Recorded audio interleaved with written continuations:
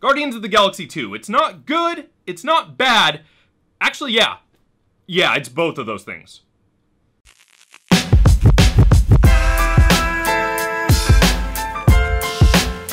If you haven't seen the movie yet, there's gonna be some very minor spoilers in this. Most of which are already online, but if you want to go in knowing nothing, don't watch this video.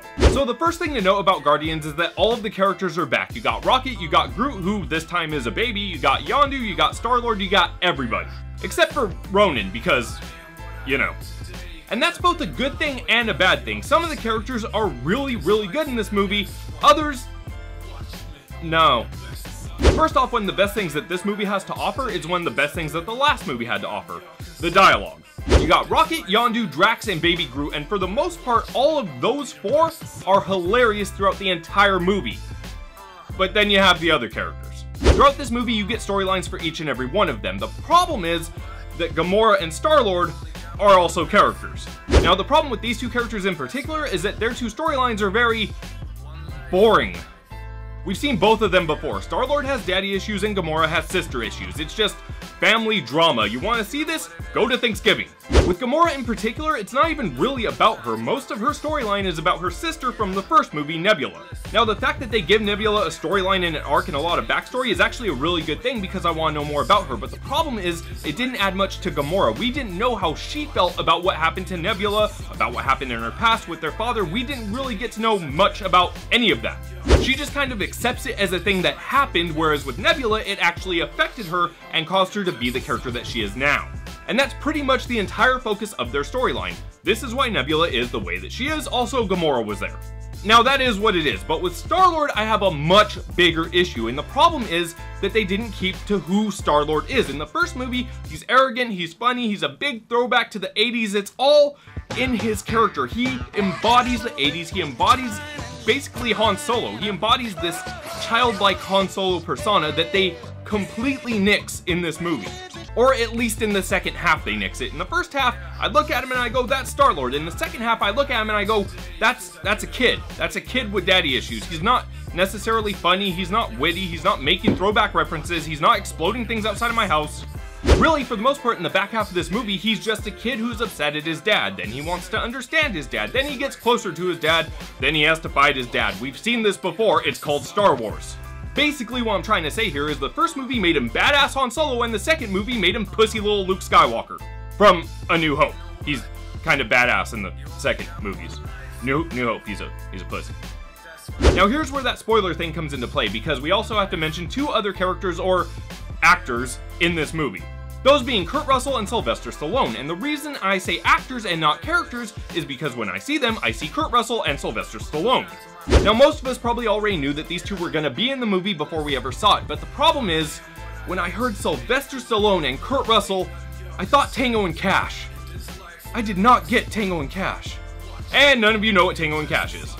Now part of it is that these two never shared any screen time together, and I think that's okay because their storylines warrant it, but it's so much more interesting when those two get to play off of each other like they did in Tango and Cash. We were kind of robbed of that here. And the other issue is that Kurt Russell is in over half of this movie, while Sylvester Stallone is only in 3 scenes. And those 3 scenes are far more interesting than anything that Kurt Russell does. Kurt Russell basically finds his son and is like, join the dark side, and his son's like, no. Again, are we catching a theme here?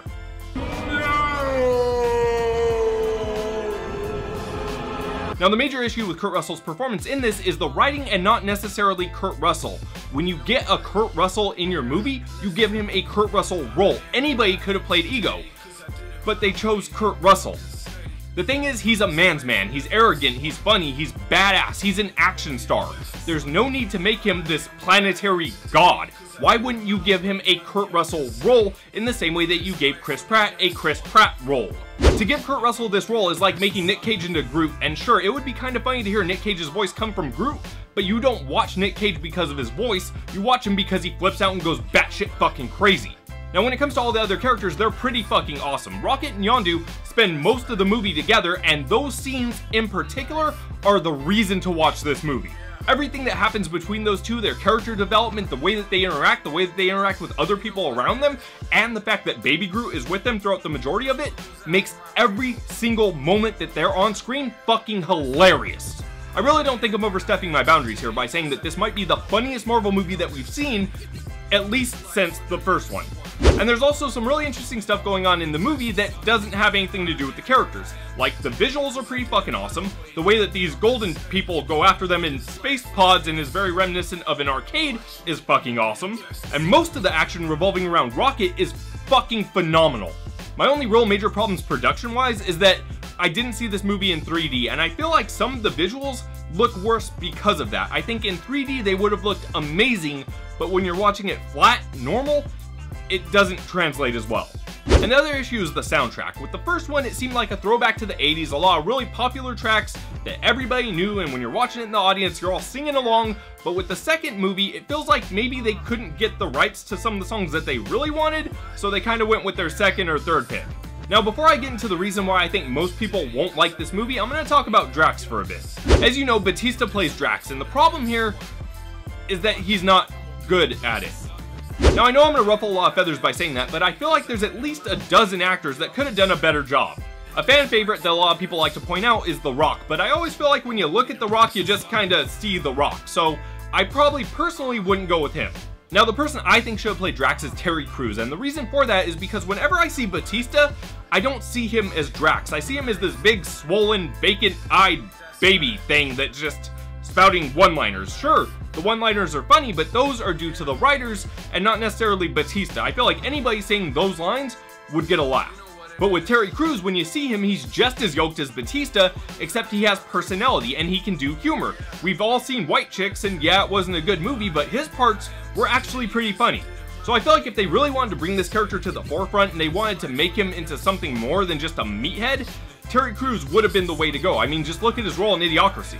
Basically, what I'm trying to say here is that while Drax, while incredibly funny throughout this entire movie, isn't funny because of Batista. He's funny because of the writers. And I think that if they had a better actor, they would have hit even harder. And lastly, when it comes to the characters, we kind of have to talk about Mantis. Mantis is the bug girl that you see in the trailers. She's a new character, and I like her. I mean, she's not particularly funny. She plays really well off of Drax, as they pretty much correspond the most in the movie, but I don't know, I like her. There's nothing special to her, I like her. So now that we've gone over all the production stuff and the characters and my thoughts on that, there's one more thing that we need to hit up, and it's something that my friend was mentioning to me as we walked out of the theater. See, the thing about this movie is that it kind of only has 2 acts. There's no real middle, there's just a beginning and an end, and it's pretty clear cut where the 2 end and begin.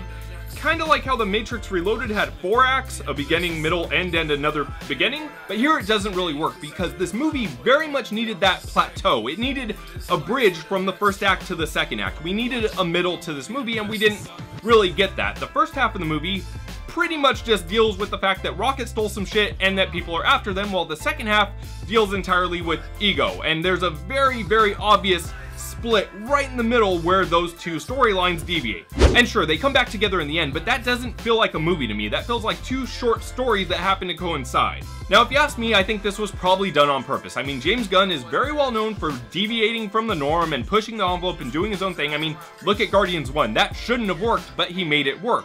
So I feel like maybe he was trying to do something different than what we've normally seen with this movie as well. It just didn't land for me. So back what we were talking about at the top of this episode. This movie isn't good, this movie isn't bad, it's just entertaining.